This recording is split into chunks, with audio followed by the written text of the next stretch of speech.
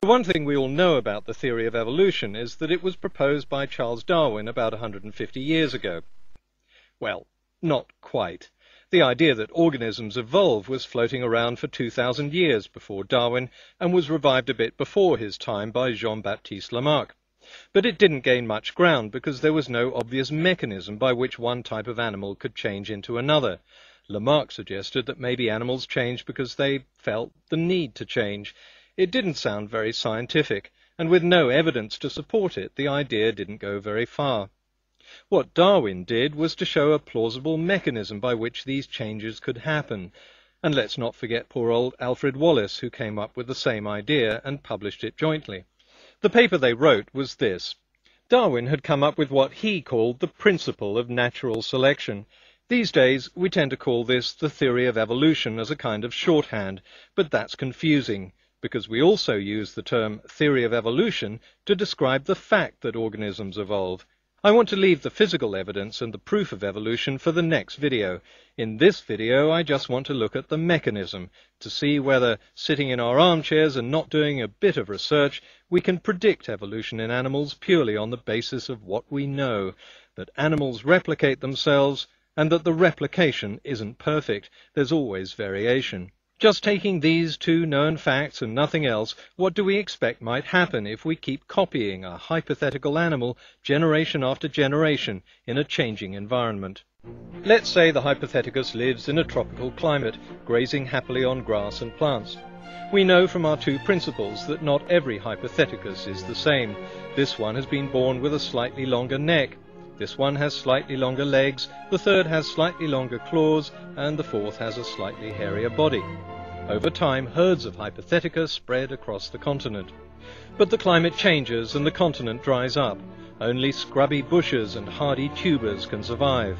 The hypotheticus with the slightly longer neck can obviously get to more leaves than its neighbours. Inevitably, taller and longer-necked hypothetica are better fed and fitter, and therefore reproduce more. A few generations later, the drought has caused overall numbers to dwindle, but there are more long-necked animals. But natural selection doesn't suddenly stop just because average neck length has increased. The longest of the long necks now has an advantage over ordinary long necks, and so the process continues. This principle is so easy to understand, you have to wonder why it's so frequently misunderstood. So let's take this one step at a time and see where the confusion lies. Surely no argument there. By which I mean children are like their parents and inherit their traits. For example, if it gets colder, animals with hairier bodies will have a slightly better chance of survival. Pretty obvious? Like genes for hairy bodies. Genes that don't confer these advantages tend not to get passed on because the animals that carry them have a lower chance of survival. So if each of these steps is blindingly obvious, then so is the conclusion. Over time, animals should change. So why don't we see it? Why does a dog always give birth to a dog, and a horse always gives birth to a horse? Well, natural selection doesn't suggest they shouldn't. What natural selection tells us is that a horse will always give birth to a horse that's very slightly different. After thousands of generations, these differences add up. If you want an example of imperceptible changes, you once looked like this. Maybe now you look something like this, but you've probably looked in a mirror every day of your life. So when did this change take place? Did you notice it? Okay, let's accept that organisms do change over time. But how do we know they change into different species, a process known as speciation? I'll leave the evidence of speciation for the next video and look at this through the example of our hypotheticus. We've seen how it can grow taller over time in order to survive a change of climate. But there may be other ways of surviving. This hypotheticus, for example, may not be able to compete well for leaves, but because of its longer claws it can dig more easily for tubers, so it would have a better chance of survival, and its genes would be passed on. The question is not whether the hypotheticus would change over time, but what could possibly stop these changes from happening. Each generational change may be tiny, but millions of years of accumulated change in a changing environment leads to two completely different animals. The question is whether their DNA would by then be so different that they could no longer breed. In the next video, we'll see if there's any physical evidence to give us the answer. Anti-evolutionists have other objections which come up time and again. Well, if you're imagining something like this, then obviously you can't. But using our theory of natural selection and breaking it down into evolutionary steps, it's easy to understand. Simple organisms would have a sensory system, like the amoeba, which can sense heat, cold, and chemicals. This could then evolve into a sensory system with a central processor, just like in insects. Individuals with better organized centralized nervous systems would be able to do more things and pass on this improved trait. The central processor would get bigger and better. Again, in stages. I won't spend time explaining the evolution of the eye here because there are a number of good videos on YouTube that do that job, including this one.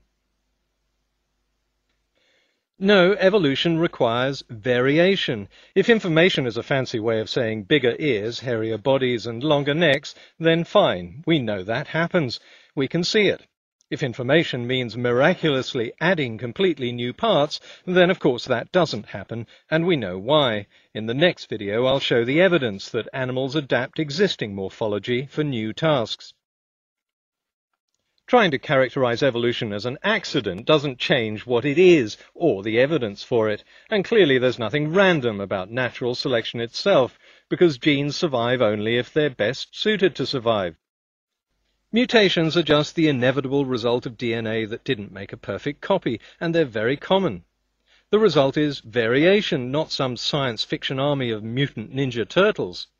In fact, there's new evidence that mutations don't play such an important role in natural selection, and this might be a good time to look at what we've learned since Darwin. At the time Darwin and Wallace published their paper on natural selection, Louis Pasteur was developing his pathogenic theory of medicine, the idea that germs cause disease. But it would be laughable to presume that biologists haven't learned anything new about pathogens since 1860. Of course, our knowledge has advanced. So why would our knowledge of evolution be any different? Biologists now know that mutations may not be the big engine of change. DNA can be changed by proteins which turn genes on and off, a process known as cis-regulation. Epigenetics is a huge field, but it drastically changes Darwin's premise that genes are just passively sitting there, being manipulated by environmental changes around them. Putting this very simply, biologists have discovered that DNA can exaggerate traits that are being naturally selected. Instead of being the slow and steady change that Darwin envisaged, evolution seems to happen in fits and starts. It's as if natural selection is occasionally turbocharged. Cis-regulation and epigenetics might explain why this happens. These and many other discoveries don't overturn the 19th century idea of natural selection any more than modern microbiology overturns the discoveries of Louis Pasteur, but they do show that Darwin's ideas were crude and incomplete. There's a lot more to the mechanism that drives evolution yet to be uncovered. Okay, so we've deduced from the comfort of our armchairs that evolution ought to happen. At least I hope so. Now it's time to do the research and see if these ideas are supported by physical evidence. Meet me in the next video.